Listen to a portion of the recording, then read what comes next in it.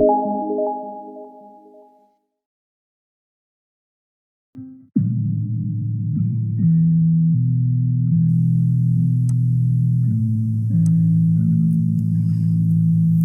buenos días, bienvenidos a Reflexiones Bíblicas de la Carta a los Filipenses, capítulo 3, versículo 12 al 21.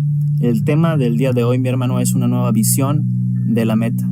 La pregunta crucial el día de hoy es: ¿cuáles eran nuestras metas cuando éramos del mundo? ¿Cuáles eran nuestras metas antes de conocer a Cristo?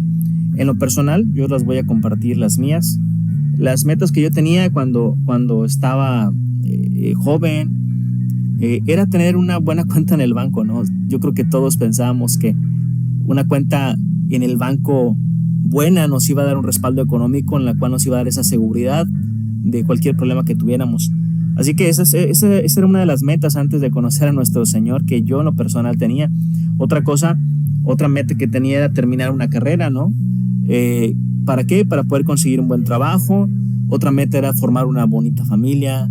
Otra meta, y yo creo que muchos van a coincidir, ser reconocido dentro de nuestro círculo social, ser una persona amada. También en cuestiones económicas, una de las metas era tener un buen carro, tener carros del año, lo mejor posible, tener casas, o al menos si tenías una casa, tener la casa mejor del vecindario, es decir, la casa mejor que la del vecino, tener viajes. O sea, las metas antes de conocer al Señor, mi hermano, eran muchas, pero muchas de esas metas eran mal enfocadas. Bueno, Pablo hoy nos va a cambiar esa perspectiva de las metas, nos va a cambiar esa visión de la meta del cristiano. Pablo mismo tenía unas metas en la carne antes de conocer a Cristo. Mira, el versículo 5 de Filipenses 3 nos dice que Pablo era circuncidado al 8º día, del linaje de Israel, de la tribu de Benjamín, hebreo de hebreos. En cuanto a la ley era fariseo, en cuanto al celo era perseguidor de la iglesia, en cuanto a la justicia que es en la ley era irreprensible. Esas eran las metas de Pablo: ser una persona reconocida, ser una persona con un alto celo en su religión. Pero dice el versículo 7: pero cuantas cosas eran para mí ganancias, las he estimado como pérdidas por amor de Cristo. Es decir, una vez que Pablo conoció al Señor y entendió el amor de Cristo, él dejó estas metas que eran esfuerzo en la carne para ahora seguir unas metas del llamado del Señor, para seguir el propósito por el cual Dios le llamó. Mira el versículo 12 y ahí comenzamos nuestro estudio. Dice Pablo: no que lo haya ya alcanzado, ni que ya sea perfecto, sino que prosigo por ver si logro hacer aquello por lo cual fui también asido por Cristo. Pablo no está hablando de la salvación. Pablo no está diciendo no ha alcanzado la salvación. Lo que está diciendo Pablo que no ha alcanzado es lo que está del versículo 8 en adelante. ¿Qué es lo que está del versículo 8 al 11? Son las nuevas metas de Pablo una vez que ha entendido el amor de Cristo. Dice el versículo 8: y ciertamente aún estimo todas las cosas como pérdida por la excelencia del conocimiento de Cristo Jesús mi Señor, por amor del cual lo he perdido todo y lo tengo todo por basura para ganar a Cristo. Una de las nuevas metas del cristiano es precisamente poder conocer con excelencia a nuestro Señor. Versículo 9: y ser hallado en Él. Otra de las metas del cristiano es estar sumergido siempre en su presencia, ¿no? Ser hallado en Él, no teniendo mi propia justicia que es por la ley, sino la que es por la fe de Cristo, la justicia que es en Dios por la fe. Versículo 10: a fin de conocerle.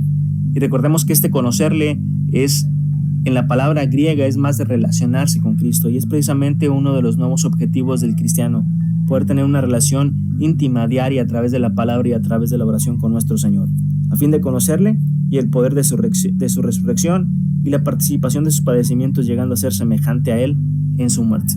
Y ese es otro propósito, otra meta que Pablo se ha fijado y que todos cristianos debemos de fijarnos: ser semejante a Él. Entonces, cuando Pablo dice no que lo haya ya alcanzado, no se refiere a la salvación, se refiere a que estos nuevos propósitos, estas nuevas metas que Pablo tiene, no las ha alcanzado.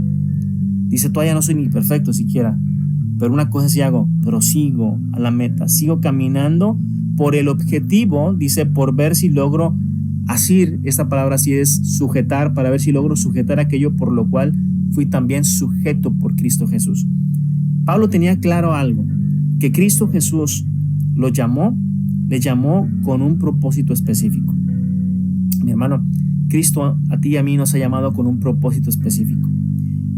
Y el cumplir ese propósito es nuestra meta. El punto del día de hoy es, ¿tú ya sabes cuál es el propósito por el cual Dios te ha llamado? Tenemos propósitos en común. Efesios capítulo 1 lo aprendimos, que miramos precisamente de que tanto las bendiciones del Padre como las del Hijo, como las del Espíritu Santo, son con un solo objetivo, ser alabanza de su gloria. Es decir, todos los hijos de Dios tenemos este objetivo, esta meta, reflejar a Cristo en nuestras vidas. Hay objetivos en la iglesia, que es salir a predicar, que es orar los unos por los otros, que es mantener la comunión. Pero Dios nos llama con un objetivo específico cada uno de nosotros. También lo pudimos ver precisamente en Efesios, que Dios ha establecido a unos como profetas, a otros como maestros, a otros como pastores.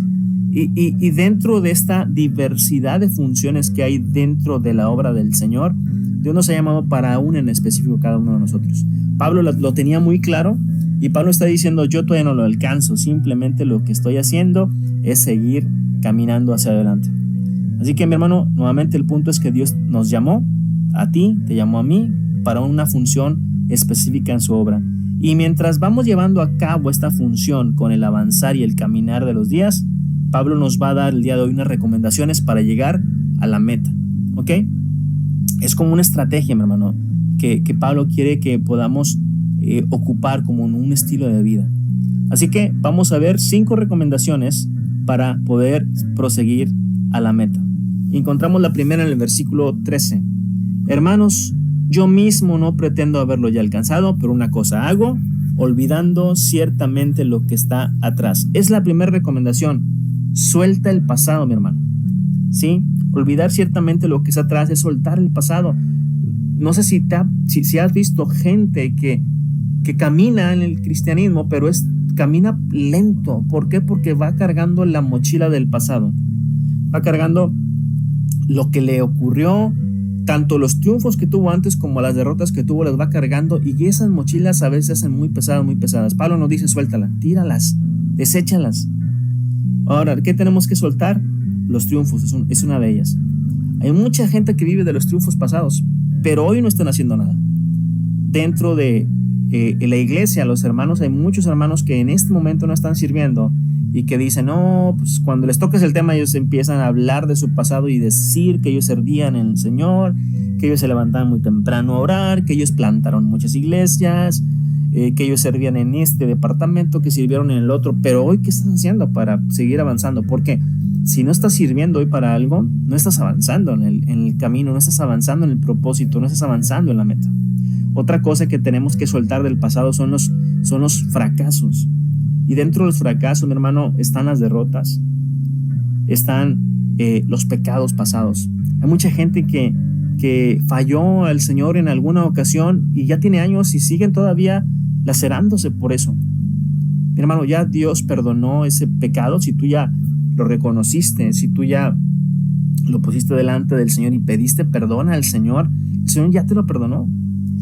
Así que suelta ese pasado, suelta ese pecado pasado y continúa avanzando a la meta. Hay gente, mi hermano, que vive cargando la mochila de una tragedia familiar, algún familiar fallecido, y que no avanza por meses, por años incluso, porque no han podido soltar el dolor de este familiar que se nos ha adelantado al Señor. Así que esta recomendación involucra 2 cosas. Soltemos el pasado, tanto los triunfos como los fracasos. Este mismo versículo 13 nos dice, pero una cosa hago, olvidando ciertamente lo que está atrás y extendiéndome a lo que está adelante. Segunda recomendación que Pablo nos hace es trabajar hoy para el futuro, extendernos a lo que está adelante. Ahora, no tiene mucho que ver con el futuro, o sea, dejarlo para el futuro, sino que lo que hoy estoy haciendo, que sea de beneficio para la meta futura.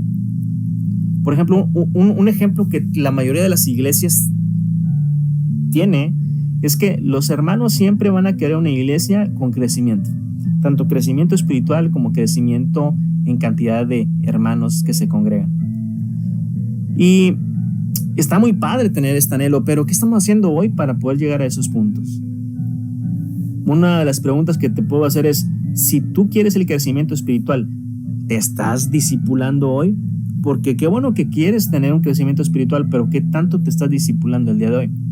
¿Estás asistiendo a las clases de las dominicales? ¿Estás memorizando versículos?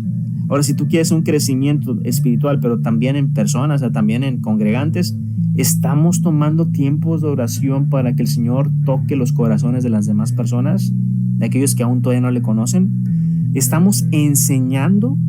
¿Estamos haciendo campañas de evangelización o de evangelismo? Si no lo estamos haciendo, mi hermano, pues simplemente se queda como un anhelo. Y Pablo nos dice, tenemos que trabajar ya, hoy, para el futuro. Y este tercer objetivo está en el versículo 14. Es la tercera recomendación de Pablo. Dice, prosigo a la meta, al premio del supremo llamamiento de Dios en Cristo Jesús. Pablo dice, sigo avanzando a la meta, sigo avanzando a mi objetivo, ¿no? Y esa es la tercera recomendación de Pablo, tener objetivos claros, proseguir a la meta. Para poder proseguir a la meta necesitamos tener objetivos diarios, objetivos semanales. Y hermano, hay una diferencia entre meta y objetivo. La meta es el resultado general a un largo plazo, ¿sí? Pero el objetivo se define como acciones medibles a corto plazo.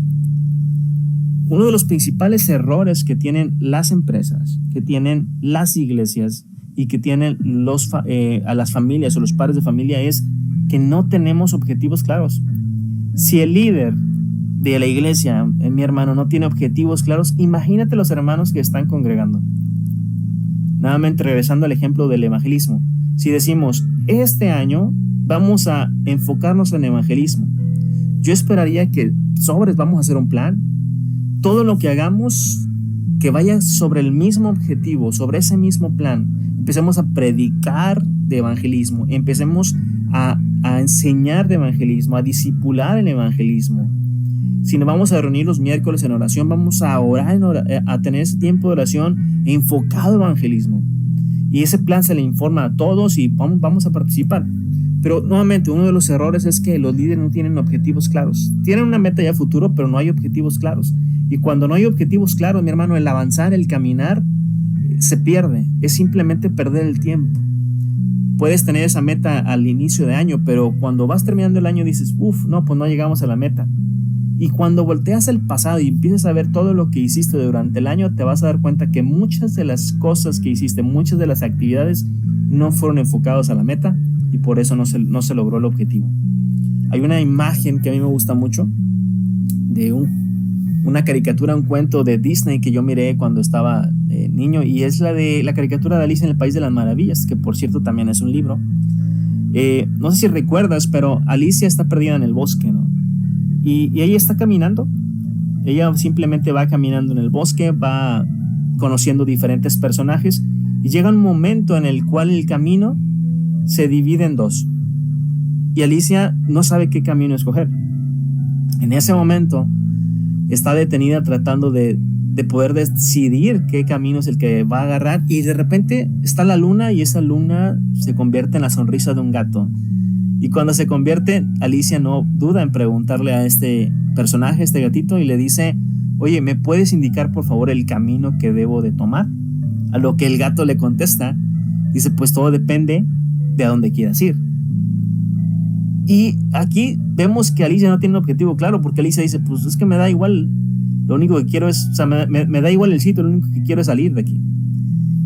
El gato le contesta, pues si te da igual el sitio, pues toma el camino que sea, como quiera vas a llegar a donde no sabes a dónde vas a llegar, ¿no? Este es un ejemplo, mi hermano, de que Alicia no tenía un objetivo claro, de que cuando no hay objetivos claros de nuestra vida, vamos a seguir caminando y puedes seguir caminando donde tú quieras y parece que avanzas, pero como no tienes idea de a dónde quieres llegar, nunca vamos a llegar, o puede que llegues, pero va a ser mucho más trabajo. Así que una de las recomendaciones es tener objetivos claros. Una vez que tengas tus objetivos claros, todo lo que hagamos hoy, que sea para el objetivo. Una frase que me gusta mucho decir es esta: Si mis prioridades diarias no están basadas en mis objetivos, entonces no son objetivos, son solo sueños. ¿Por qué? Porque muchas veces anhelamos ciertas cosas. Probablemente la palabra anhelar se malusa, pero soñamos muchas cosas. Al inicio de año yo he escuchado a mucha gente y me he escuchado a mí decir, yo me voy a proponer este año y una de mis metas es bajar 10 kilos, ¿no? Y resulta que a la semana ya estás haciendo otras cosas, estás comiendo pan, no estás haciendo ejercicio, no estás llevando una dieta saludable. Entonces ya no hubo una meta porque tus prioridades diarias no fueron enfocadas al objetivo. Y como no fueron enfocadas al objetivo, eso que dijiste al inicio de año no fue una meta, simplemente fue un sueño. ¿Ok? Sigamos leyendo versículo 15. Dice, así que todos los que somos perfectos, esto mismo sintamos, y si otra cosa sentís, eso también os lo revelará Dios. Pero en aquello en que hemos llegado, sigamos una misma regla, sintamos una misma cosa. Versículo 17, hermanos, sed imitadores de mí, y mirad a los que así se conducen según el ejemplo que tenéis en nosotros. Porque por ahí andan muchos de los cuales os dije muchas veces, y aún ahora lo digo llorando, que son enemigos de la cruz de Cristo. Hermano, en una iglesia, todos los hermanos, tanto líderes como nuevamente los pastores, los hermanos que ya tienen mucho tiempo congregándose y los que van entrando, todos los hermanos somos ejemplos de alguien. Todos. Dice 2 Corintios capítulo 3, todos somos cartas abiertas, todos somos cartas leídas. Así que, mi hermano, todos somos ejemplos. Hay ejemplos buenos en la iglesia, hay otros ejemplos no tan buenos en la iglesia. Así que el punto de Pablo está en el versículo 17. Sean imitadores de mí.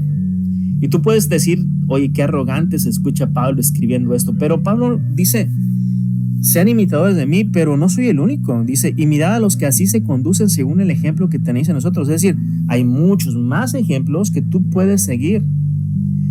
Y es la cuarta recomendación de Pablo, que sigamos los buenos ejemplos. Porque para seguir los malos, ahí nos pintamos solos. Tenemos que seguir los buenos ejemplos, mi hermano. Hay ejemplos muy buenos dentro de la congregación. Hay hermanos que son ejemplos de oración. Hay hermanos que son ejemplos de estudiar. Hay hermanos que son ejemplos de bondad. Hay hermanos que son ejemplos de amor. Sigamos los ejemplos que se conducen según Pablo, según la palabra. Y los ejemplos no tan malos, yo no te diría que los desecharas. Simplemente son hermanos que ahorita están en crecimiento y lo que hay que hacer por ellos es orar. Esa es la cuarta recomendación, seguir los buenos ejemplos. Versículo 18, vamos a continuar otra vez a leer este versículo. Dice, porque por ahí andan muchos de los cuales os dije muchas veces, y aún ahora lo digo llorando, que son enemigos de la cruz de Cristo, el fin de los cuales será de perdición, cuyo Dios es el vientre y cuya gloria es su vergüenza, que solo piensan en lo terrenal. Mi hermano, si tú tienes una duda, está muy claro lo que está diciendo Pablo, pero si tú tienes una duda y si tú me preguntares, hermano, ¿cómo sé cuál es un ejemplo bueno y quién es un ejemplo malo? ¿Cómo puedo distinguir yo si yo soy un ejemplo bueno o un ejemplo malo dentro de la congregación? Sencillo, ahí lo dice Pablo, versículo 18. Cuyo Dios es el vientre y cuya gloria es su vergüenza, que solo piensan en lo terrenal. Fácil. Si tú estás pensando nada más en lo terrenal y no en lo espiritual, si tú estás pensando nada más en las cosas de la carne, muy probablemente, mi hermano, somos ejemplo de mal. Somos malos ejemplos. Los hermanos que se conducen según el Espíritu y que están pensando en las cosas del Espíritu, es decir, en cómo llegar a la meta, en cómo hacer aquello para cual Dios nos ha llamado. Esos son los ejemplos que tenemos que continuar, que tenemos que seguir, que tenemos que adoptar. Y por último, la quinta recomendación que Pablo nos da para poder proseguir en la meta es que encontremos la motivación. Hace algunos años, 7 u 8 años, yo trabajo en una maquiladora y en esa ocasión, en esa maquiladora donde estuve trabajando, las cosas estaban muy, muy densas, estaban muy pesadas. Normalmente por meses hubo órdenes atrasadas, había materiales que no llegaban. La cosa estaba bastante denso, bastante interesante, bastante pesado. Y en muchas de esas ocasiones yo llegaba a mi escritorio y llegaba con una pesadez y con unas ganas de querer renunciar y decir, tirar la toalla y decir, ya no quiero nada. Pero cada vez que llegaba a mi computadora, tenía una computadora de escritorio en mi oficina, y en esa computadora, en la pantalla principal, tenía la foto de mi familia. Y cada vez que llegaba con todo este peso encima, miraba la foto de mi familia ahí, y yo decía, por ustedes. Y esa era mi motivación a seguir. Esa era mi motivación a proseguir. Era mi motivación de seguir adelante. Bueno, Pablo nos va a dar la motivación para proseguir la meta a los cristianos. Y está bien en el versículo 20. Dice Pablo, mas nuestra ciudadanía está en los cielos, de donde también esperamos al Salvador, al Señor Jesucristo, el cual transformará el cuerpo de la humillación nuestra para que sea semejante al cuerpo de la gloria suya, por el poder con el cual puede también sujetar a sí mismo todas las cosas. Hermano, ¿qué mayor motivación tienes para proseguir a la meta? ¿Qué mejor motivación quieres para poder asir aquello para lo cual fuiste asido? Es decir, para poder agarrarte al propósito por el cual Dios te tomó o te agarró. Mira, nuestra ciudadanía es celestial, no es terrenal. Ese es un motivo increíble. Ese es algo que tiene que llenar tu vida, que tiene que motivarte a seguir adelante. Número 2, de ahí mismo esperamos que nuestro Señor, que nuestro Salvador Jesucristo descienda. Y número 3, cuando Él descienda, dice el versículo 21, que este cuerpo que es de humillación. ¿Por qué de humillación? Porque tiende constantemente al pecado y estamos luchando constantemente por no caer. Bueno, este cuerpo de humillación, cuando el Señor regrese, va a ser transformado y va a ser semejante a un cuerpo, al cuerpo de su gloria. Así que, ¿qué mejor motivación que esta? Pablo nos enseñó el día de hoy estos 5 puntos, estas 5 recomendaciones para poder proseguir a la meta. Soltemos el pasado, trabajemos hoy para el futuro, tener objetivos claros por el cual tengamos que trabajar todos los días para poderlos conseguir, seguir los buenos ejemplos y buscar la motivación. Hermano, recuerda que la palabra del Señor nos reviva día a día y nos reviva versículo a versículo.